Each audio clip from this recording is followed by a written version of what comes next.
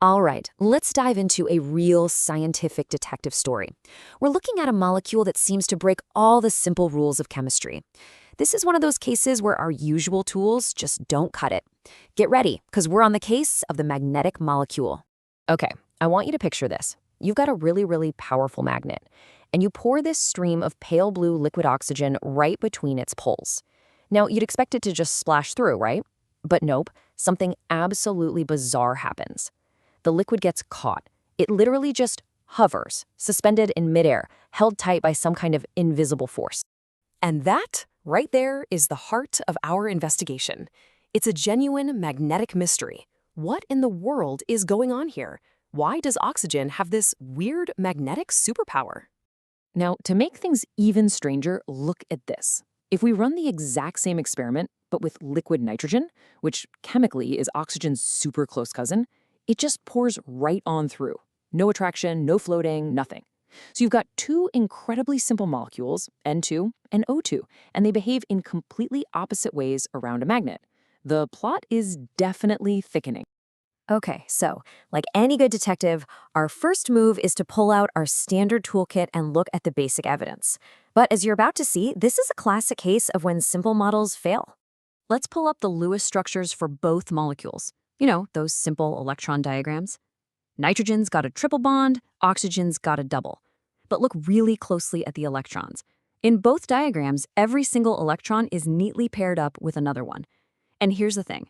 Magnetism like this is almost always caused by unpaired electrons. So according to this model, neither of them should be magnetic at all. And just like that, we've hit our first dead end. So this is the real head-scratcher, right? If their basic electron blueprints look pretty much the same, with all electrons accounted for in nice little pairs, then why on earth is oxygen magnetic? Our simplest model has completely failed us. We've got to dig deeper.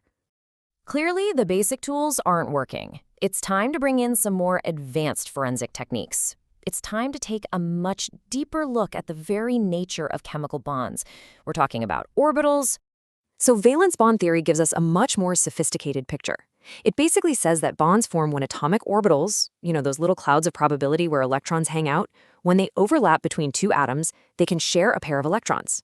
It's kind of like two of those electron clouds merging together to form the bond. And that idea leads to another cool concept called hybridization. See, to explain the actual 3D shapes of molecules that we see in the real world, scientists figured out that the basic atomic orbitals can be sort of mathematically mixed and matched to form brand new, identical hybrid orbitals. This is what explains why molecules have the specific bond angles they do.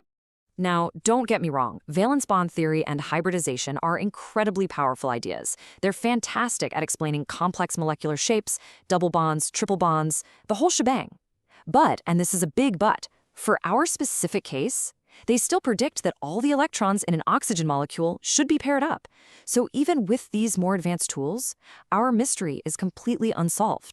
Okay, this is where our investigation takes a huge turn. We need a master key. We need a theory that looks at molecules in a fundamentally different way.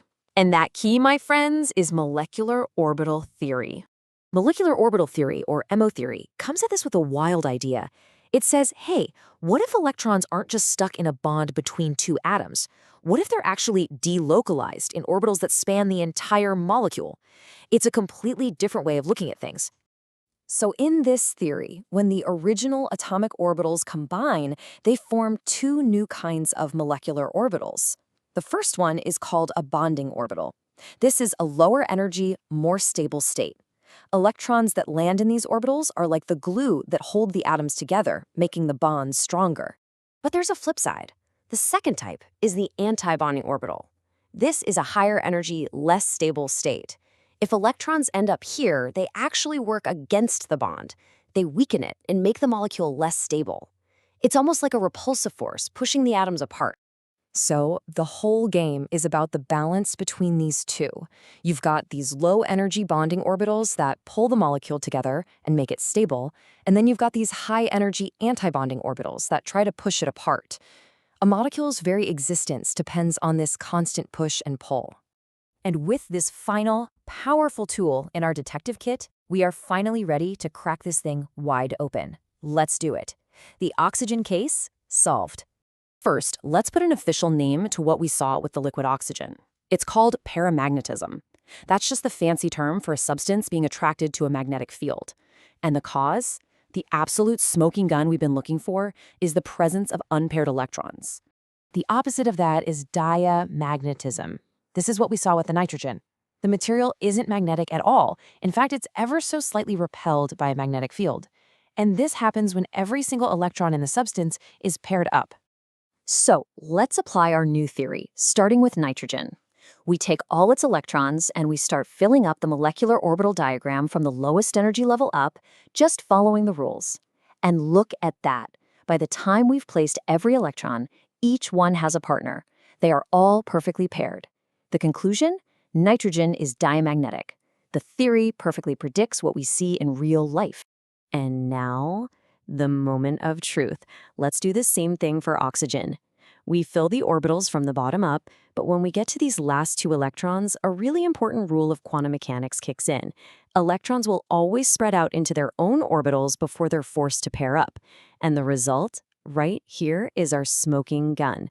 Oxygen has two unpaired electrons sitting in those antibonding orbitals. That is the answer.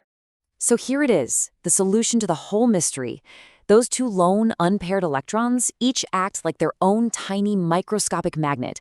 So when you put the molecule into a big external magnetic field, they all line up, and the entire molecule gets pulled right toward the magnet. Case closed. So what's the big takeaway here? It's that in science, different models are good for different things. Lewis structures are great for simple electron bookkeeping. Valence bond theory is awesome for figuring out molecular shapes. But for this one specific weird mystery, only molecular orbital theory was powerful enough to see the whole picture and correctly predict oxygen's magnetism. It really makes you wonder, doesn't it? If a molecule as simple and common as oxygen can hide a secret this weird, what other invisible forces and bizarre behaviors are hiding in the chemical bonds that hold our entire world together?